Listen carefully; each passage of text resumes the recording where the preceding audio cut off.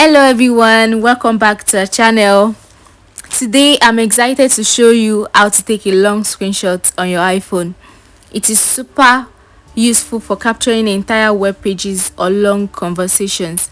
Let's get right into it.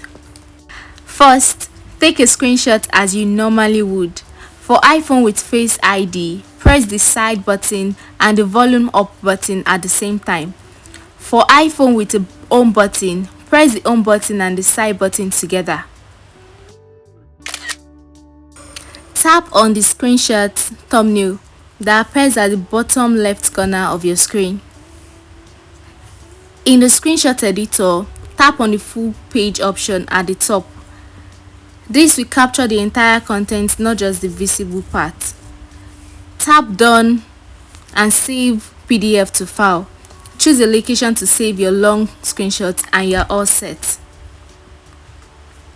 And that's it. You've successfully taken a long screenshot on your iPhone. Thank you for watching, and if you found this helpful, like and subscribe for more quick tips. See you next time. Bye.